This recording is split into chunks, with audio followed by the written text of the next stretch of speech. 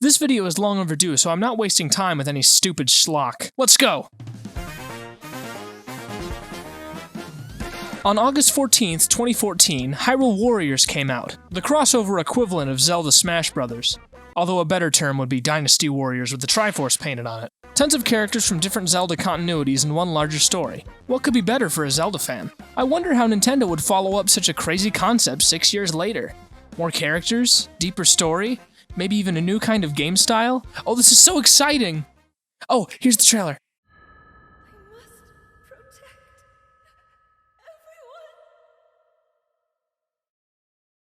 What?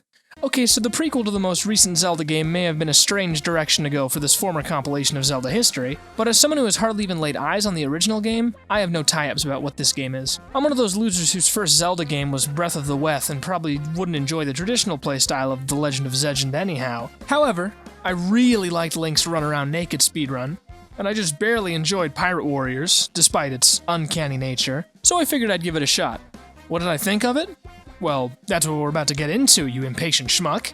Alright, here's how I feel about Hyrule Warriors Age of Calamity. Also subscribe.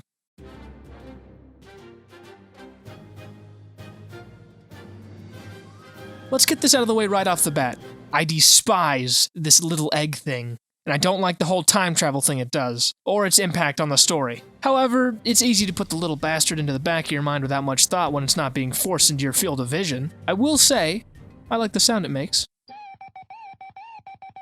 Now, let's get into the actual story stuff. There really wasn't much story to bite into in Breath of the Wild. There certainly was a story, one that took the backseat to the gameplay, mind you, which I was fine with, but it really felt like it was missing something. Here's the story of Breath of the Wild summarized.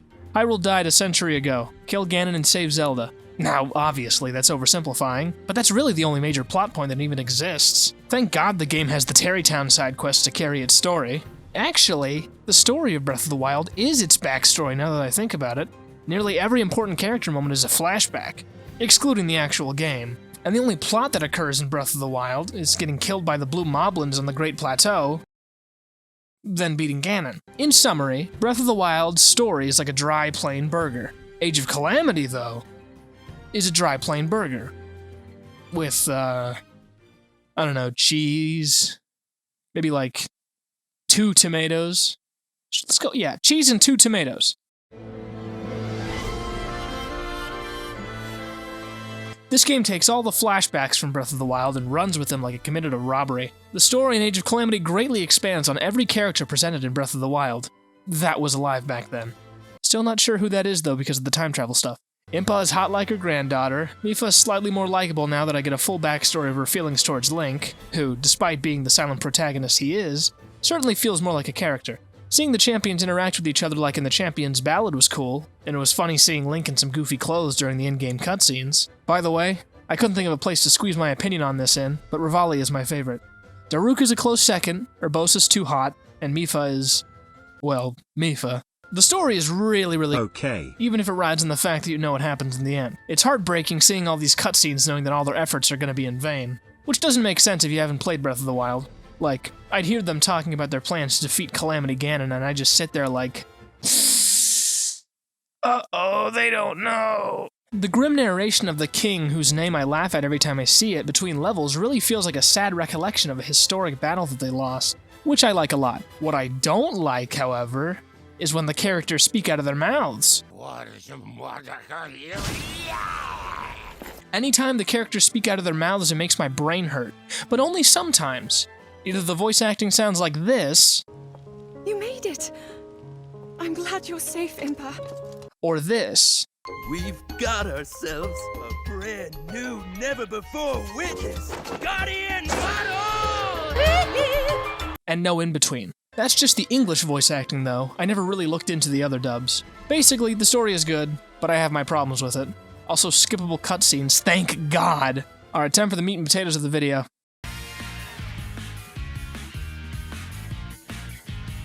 I've had a lot of issues with the few Warriors games I've actually played, but the major issue is that they never feel like the source material. I played Pirate Warriors 3 for a while, and I didn't feel like I was playing a One Piece game at all.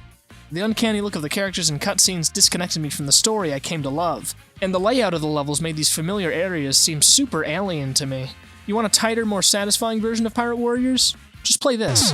Age of Calamity takes these problems and rips them to shreds.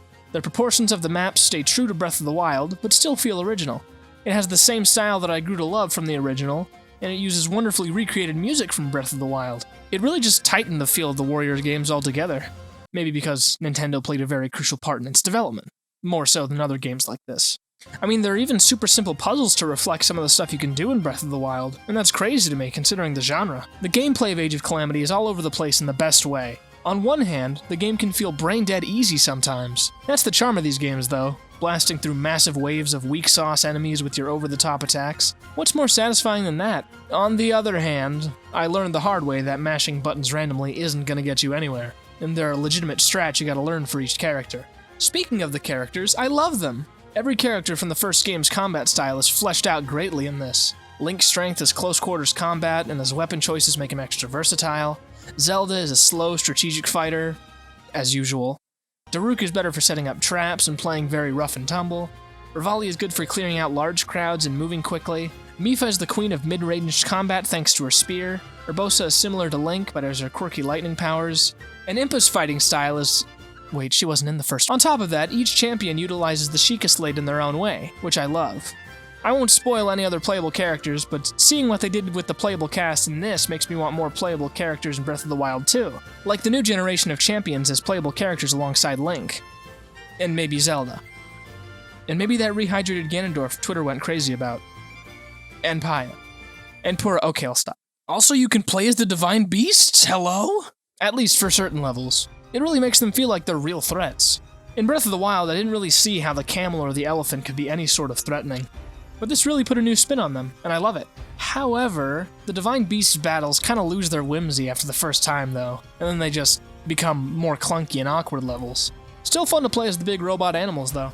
In terms of general gameplay, it's standard for a Warriors game for the most part. But not really now that I think about it. Age of Calamity genuinely feels more like Breath of the Wild than an actual Warriors game, which is perfectly fine by me. It's got some secrets thrown onto the map to make exploring worth it, the UI and enemies borrow animations from Breath of the Wild that make it fit better in with the source material, and there's no jump button. Wait, what? I mean, sure, you can hop off walls, but the fact that the game based off of one of the only Zeldas with a dedicated jump button doesn't let you jump whenever you want is kind of weird. I'm probably just nitpicking and biased, though. In terms of progression, I never really needed to grind while playing the base game, which is nice. I'm not a huge fan of grinding in any game, so it's nice that I can get what I need just by playing the game naturally. The bosses feel legitimately challenging. Some games have this problem where the bosses are kind of easy, and it makes the game's difficulty just spike down randomly instead of being an upwards incline. These bosses can be brutal if you don't know what you're doing, but the AI of some bosses is kind of strange sometimes. There would be moments where I'm short on time, but the boss would just sit there and not do anything, not giving me any openings to attack it. And it would just sit there for like 30 seconds just hobbling around, and I'd just have to sit there like a jerk-off until it decided to do something. Then there's the stuff you can do out of the game. Most of it feels like a chore. I hardly did anything with the cooking and blacksmithing mechanics after a couple of hours in, since I just liked playing the actual main game stuff. Also, I'm not a huge fan of the training camp. It feels kinda cheaty, paying to make your characters stronger automatically. But hey, at least it's not real money. Helping people around the map can help you upgrade your moves and earn you items, which do be kinda cool. I felt kind of interested in actually doing that because of the rewards. Now for some nitpicks. I found myself getting lost easily, even with the map in the corner. Maybe just something on my part since I'm dumb. Another thing is, I'm not a huge fan of how much of these games are just walking around. It's a big map, but all the enemies are usually bunched up so you can hit them all at once, leaving lots of empty space in between. They try to remedy this with Korok seeds, the mini-bosses, and tiny puzzles throughout the maps, but it's still easy to notice the vast emptiness. One tiny nitpick thing is the constant running controls where you are in the game. It's mildly annoying, somewhat insensitive. And finally, now you're going to want to be seated for this, this Warriors game on the Switch does not run very well. I've started expecting frame drops from Warriors games after my first one due to the frequency, which is right in between release day Cyberpunk and Smash Ultimate Online in terms of lagginess. But expected does not mean it's excused. Lag is a problem no matter what game, and the game being on the Switch doesn't do its frame rate any favors either. But it runs well enough most of the time, so I'm not complaining too much. Besides, if I'm enjoying myself, I couldn't care less about how it looks. Unrelated tangent, but I hate that I can't skip through what I've obtained after a level. I don't care about it, I just want to play the game. Can devs just start adding a button to skip over this kind of stuff in games for people that just don't care, like me? Anyways, let's move on.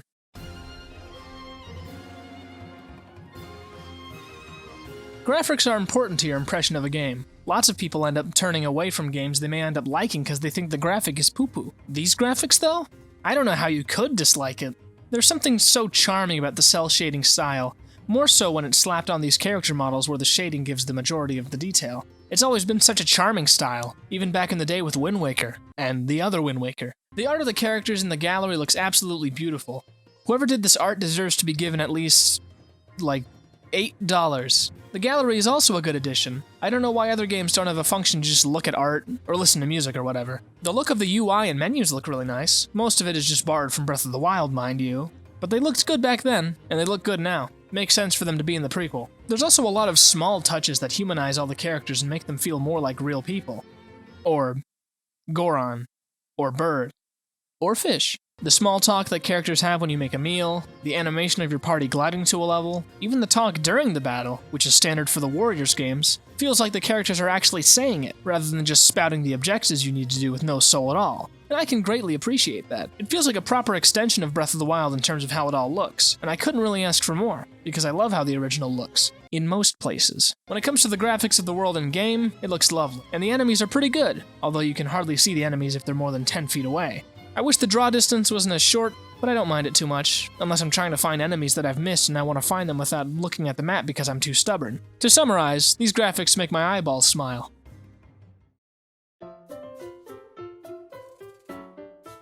Music good. The tunes in this game make this feel like a more energetic and exciting version of the Breath of the Wild. Breath of the Wild is fine on its own, but the music, or lack thereof, makes it seem much more mellow. This soundtrack is pretty big, and it's got a lot of bangers on it. For starters, the haunting presence the opening theme brings only hammers in the tragic futility of your efforts to try and defeat Calamity Ganon. And then the map selection theme got a little annoying, at least to me. There was something about it I can't explain.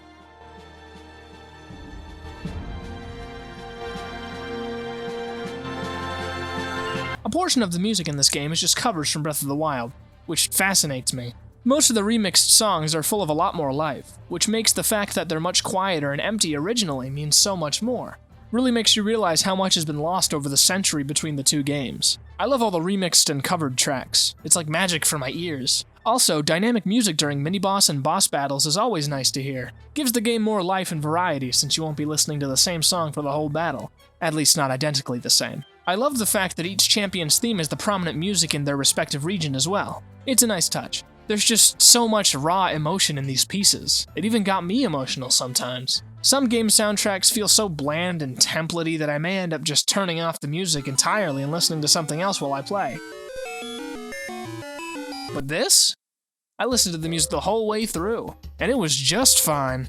However, in terms of audio, there were several times where I could barely hear people talking in cutscenes. I extracted some visual data from the Guardian's memory. What'd she say? Knowing that, combined with the voice acting, I kind of dreaded any time a cutscene showed up, honestly. Thank the Lord for those subtitles, or I wouldn't know what is happening at all in the game. Well, I hardly know in the first place. But I at least know something thanks to the characters expositing at me in every cutscene. The subtitles nullified the audio issue. If I cared more about the cutscenes, I might complain more about it, but it's whatever.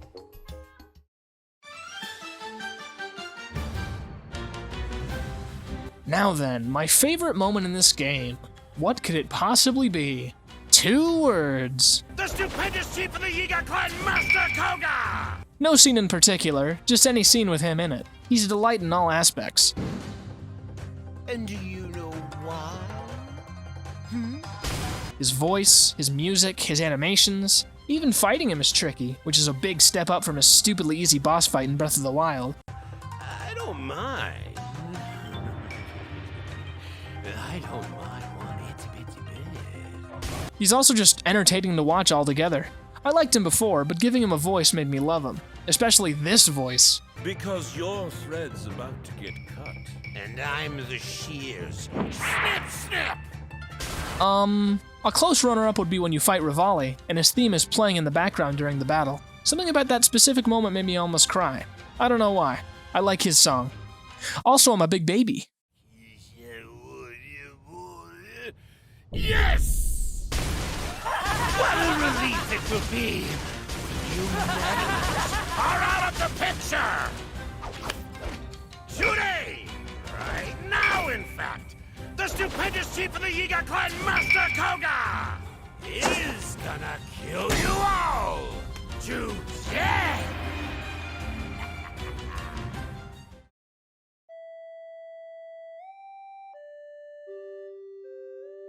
Hyrule Warriors Age of Calamity is a magic little game. It took a genre I had little to no experience with or interest in, and somehow got me into the thick of it for a month. It takes the charm of Breath of the Wild and blows it up to amazing proportions. This is the kind of story I would have hoped for in the original. However, I'm glad with what we got in Breath of the Wild. It's perfectly fine. This game is absolutely wonderful. It's fun to play, nice to look at, a joy on the ears, except for the cutscenes, and despite the frame drops, it's a faithful prequel. Minus the stupid egg. I give Hyrule Warriors Age of Calamity a 5 out of 10. I definitely recommend this game to any Zelda fan that hasn't already played it to death. Wait, hang on. I'm getting a telegram right now, and it looks like this game does not actually include Terrytown, so I'm actually going to have to give this game a 0 out of 10. That's how I feel about Age of Calamity, bye-bye. What a funky little game this was. Also, it's been a while, huh? I've got some pretty bad luck, so a lot has been happening to me recently that has prevented me from making anything of substance, other than my streams.